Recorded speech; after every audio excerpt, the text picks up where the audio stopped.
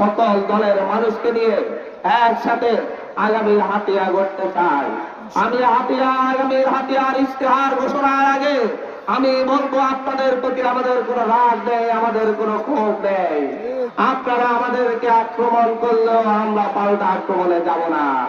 আপনারা আমাদের উপর হামলা করলেও আমরা পাল্টা হামলায় যাব না। আপনারা অস্ত্রবাজি করলেও আমরা অস্ত্র হাতে তুলে নিব না।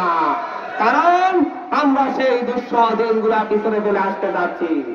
আমরা নির্বাচিত হলে আমরা এই হাতিয়ার দল মত নির্বিশেষে সকল মানুষকে নিয়ে একসাথে হাতিয়াকে গড়ব। যারা আমাদের উপর আজকে অত্যাচার করতেছে, আমরা তাদের বিরুদ্ধে কোনো প্রতিশোধ দিব না। আমরা প্রতিশোধ পরায়ণ হব না। আমরা আমাদের রাসূল হযরত মুহাম্মদ সাল্লাল্লাহু আলাইহি ওয়াসাল্লামের শিক্ষায় দীক্ষিত হয়ে মক্কা বিজয়ের পর উনি যেমন সকলকে সাধারণ ক্ষমা ঘোষণা করেছেন, আমরা সেই সাধারণ ক্ষমা ঘোষণা করব। ঠিক আছে?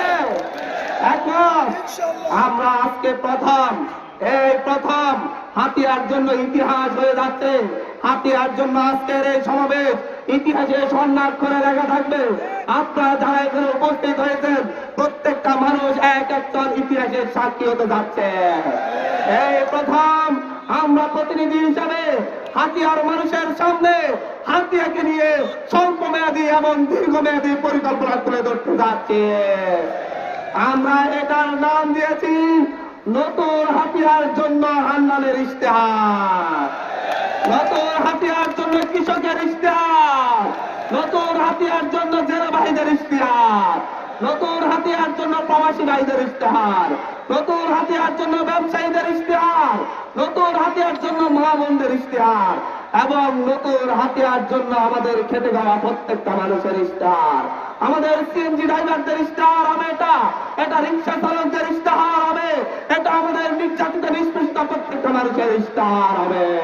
প্রশাসনিক ব্যবস্থাপনার উন্নয়নের জন্য জাহাজমারা, বুড়িচর এবং সোনাদিয়াকে একত্রিত করে আমরা জাহাজমারা উপজেলা ঘোষণা করবো ইনশাআল্লাহ, এবং বুড়িচরকে পৌরসভা করা হবে।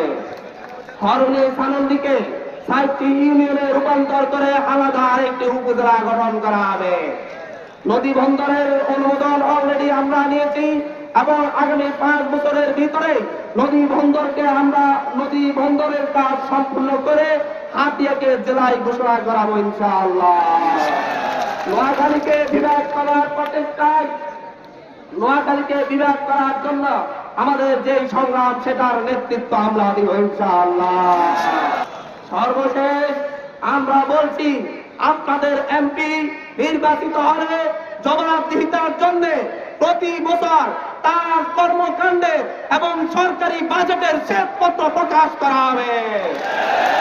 আমরা আজকে এখানে দাঁড়িয়ে পুরো হাতিয়াবাসীকে বলছি, আসেন দল মত নির্বিশেষে, ধর্ম বর্ণ নির্বিশেষে সকলে মিলে এই হাতিয়াকে গড়ে তুলি।